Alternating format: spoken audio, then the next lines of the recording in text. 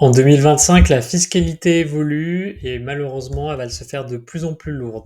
Donc, pour voir un petit peu les implications concrètes de l'évolution de cette fiscalité si vous êtes propriétaire d'un bien immobilier, on a pris, grâce à Logis, un cas de quelqu'un qui va acheter un appartement qui vaut 300 000 euros sur Paris et qui va faire pour 18 000 euros de travaux de rénovation. Donc, on prend pour hypothèse que c'est un appartement de 39 mètres carrés et on va évaluer chacun des régimes d'imposition en fonction que ce soit une location vide ou une location meublée non professionnelle. Pour le cas d'une location vide, on va prendre pour hypothèse que le loyer est encadré, donc si l'appartement est à Paris et il est de 1 435 euros par mois, ce qui ferait en annualisé 17 220 euros. Là, il existe deux typologies de fiscalité qui s'offrent à vous. Il existe le micro-foncier, sur lequel vous allez avoir un abattement forfaitaire qui est de l'ordre de 30% sur le montant des revenus bruts annuels, et ensuite, du coup, vous allez payer vos impositions sur la base du résultat imposable, donc il sera vos revenus bruts annualisés moins ces 30%, donc ici 5 166 euros, du coup, ce qui vous fera un résultat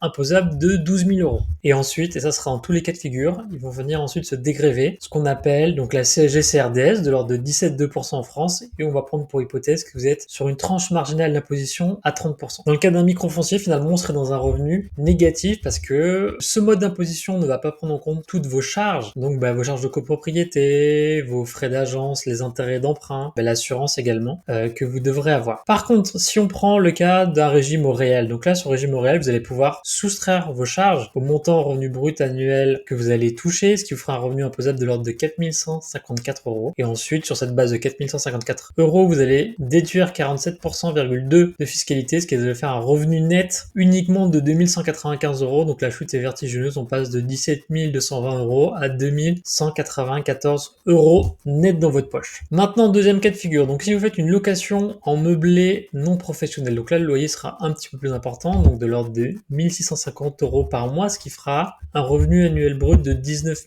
404 euros. Et là vous avez deux cas de figure. Donc si vous faites moins de 77 000 euros de chiffre d'affaires par an, vous pouvez opter pour ce qu'on appelle le micro-BIC. Donc là vous aurez un abattement de l'ordre de 50% sur vos revenus annuels. Donc vos revenus annuels bruts, il est de 19 404 euros, donc vous serez imposé sur 50% de ce montant-là, donc 9 702 euros, ce qui fera, si on déduit les 47,2%, ce qui fera un revenu net de 937 euros. Maintenant, il existe également un autre régime qui est le régime au réel. Alors, qui peut paraître plus intéressant, mais attention, il faut prendre en considération qu'en fait, vous allez passer des amortissements annuels sur ce bien qui vont venir diminuer d'autant votre résultat imposable. Mais attention, parce que le jour où vous allez vouloir revendre cet appartement, en fait, ces amortissements, ils vont être réintégrés au prix de revente de votre bien. Du coup, vous allez payer plus d'imposition sur la plus-value. Donc, c'est vraiment un calcul à faire. Alors le réel est en général plus intéressant à court terme, mais sur le long terme, il faudra vraiment faire un calcul très précis. Du coup, donc dans ce cas-là, il y a un résultat imposable qui est négatif. Du coup, vous n'allez pas payer d'impôts, de cotisations CSG, CRDS, pas non plus d'impôts sur le revenu, et le montant est plus important. Donc, avant de choisir votre régime fiscal, votre régime d'imposition, pensez à bien sortir la calculette, faire ces petits calculs. Pensez à vous abonner à la chaîne parce que je vais poster très prochainement d'autres vidéos.